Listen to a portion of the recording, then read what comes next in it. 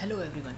Today I am going to discuss the topic MSMEs and I will try to link that topic with our GDP and our stimulus package and what government can do or how government can help these MSME. तो पहले समझते हैं कि MSMEs होती क्या है। MSMEs small companies होती हैं, मीडियम स्केल कंपनीज होती हैं। ये टाटा और जैसे अंबानी का रिलायंस है, जियो है और जो कंपनीज है वैसी नहीं होती, ये कंपेटिवली छोटी होती है जिनका turnover max up to 250 crore होता है। वो भी अब बढ़ने के बाद हुआ है, पहले 250 करोड़ से भी इनके टर्नओवर कम में ही इनका क्राइटेरिया था। और समझते हैं ये कंट्रीब्यूशन कितना करती हैं हमारे कंट्री में पहले, फिर उसके हिसाब से हम एक्सपेक्ट कर सकते हैं कि गवर्नमेंट कितनी हेल्प इनको देगी या दे सकती है या कितनी रिक्वायरमेंट है। तो सबसे पहले हम जानते हैं जो एमएसएमईज होती हैं वो 30% हमारी जीडीपी को कंट्रीब्यूट करती हैं, मोर देन 30% करती हैं। एक्सपोर्ट में अगर हम देखें तो approx 50% of our export is done by these MSMEs. फिर आते हैं तीसरे पे, ये हमारे एम्प्लॉयमेंट सेक्टर में अगर हम देखें तो जो इनफॉर्मल एम्प्लॉयमेंट सेक्टर है, जो कि नॉन एग्री एम्प्लॉयमेंट सेक्टर है, उसका 85% कंट्रीब्यूशन ये करती है। एक फार्मूला आता है 65-35 which is divided into 15 and 85। ये है क्या, समझते हैं। सबसे पहले 65% जो एम्प्लॉयमेंट है वो हमारे देश के लोग एग्री और एग्री रिलेटेड सेक्टर्स में काम करते हैं। उसके बाद जो बचते हैं 35%, उस 35% को हम अगर डिवाइड करें 15% और 85% में, तो जो 15% लोग होते हैं वो काम करते हैं ऐसी कंपनीज जो कि रजिस्टर्ड होती, जो कि एमएसएमई से बड़ी होती हैं, एमएनसीज हो सकती हैं और भी बड़ी कंपनी हो सकती हैं। एग्जांपल टीसीएस, विप्रो, आरबी, डेलॉयट, एनीथिंग। उसके अलावा बस्ती जो है करीब आपकी 85% वो कंपनीज होती हैं जो कि एमएसएमईज होती हैं, जो 10 लोग, 20 लोग, 100 लोग, 200 लोग तक भी एम्प्लॉयमेंट दे सकती हैं, लेकिन उनका वो दायरा उतना बड़ा नहीं होता।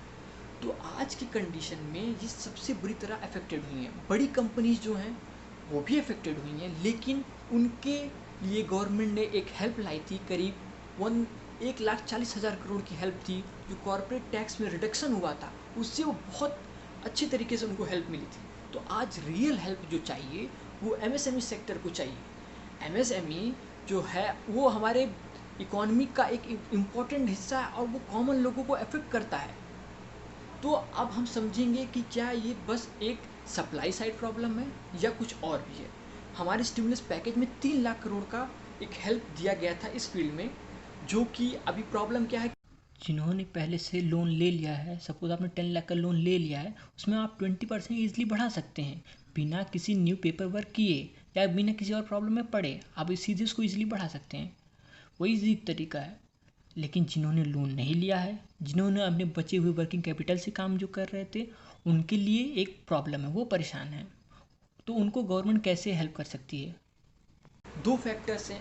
पहले तो एक सप्लाई साइड के लिए जो लोन्स है उसको और इजी करना पड़ेगा। प्रिंसिपल जो अमाउंट है उसको 3 साल 2 साल के लिए आप प्रिंसिपल अमाउंट, इंटरेस्ट सबको आप रोक दीजिए। और एक सप्लाई साइड के लिए जो लोन्स है उसको और इजी करना पड़ेगा। प्रिंसिपल जो अमाउंट है उसको 3 साल 2 साल के लिए आप प्रिंसिपल अमाउंट, इंटरेस्ट सबको आप रोक दीजिए और बहुत ज़्यादा।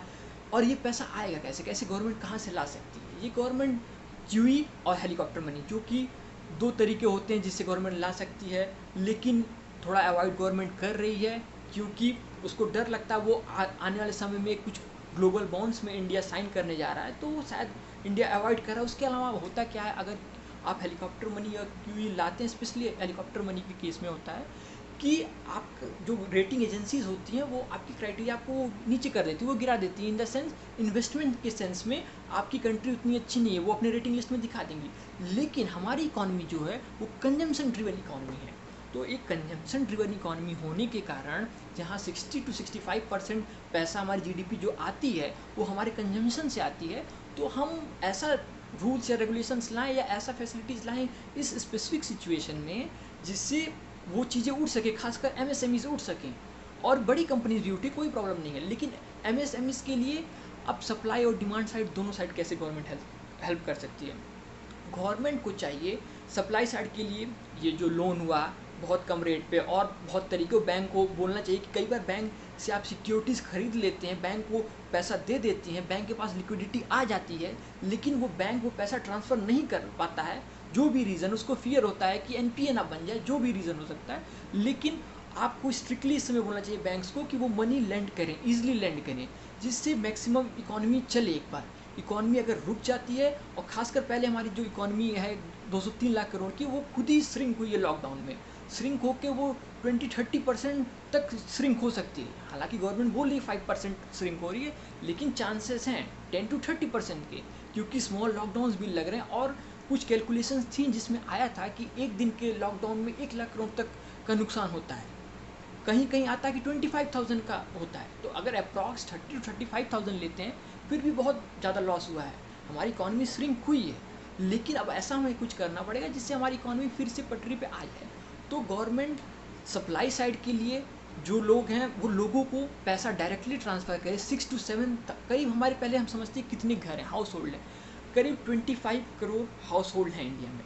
उसके अगर हम 80% ले लें, जो कि सबसे गरीब लोग हैं, वो करीब 20 करोड़ के आसपास आते हैं। तो उन 20 करोड़ लोगों को अगर गवर्नमेंट डायरेक्टली पैसा ट्रांसफ़र करती है 6-7 हज़ार रुपये पर मंथ के हिसाब से, अगले 5-6 महीने के लिए ट्रांसफ़र करती है, तो उनके पास एक सफिशिएंट अमाउंट मनी हो जाएगा। और दूसरे साइड से आप पैसा रिलीज़ करके अपने स्टिमुलस पैकेज के थ्रू इन एमएसएमईज़ को हेल्प करके, इनके थ्रू आप और भी, मतलब ये मैन्युफैक्चरिंग अपना करें। लेकिन मैन्युफैक्चरिंग कोई आदमी करेगा, कोई कंपनी करेगी, तो उस वो बिकना चाहिए ना, अगर वो प्रोडक्ट या सर्विस है।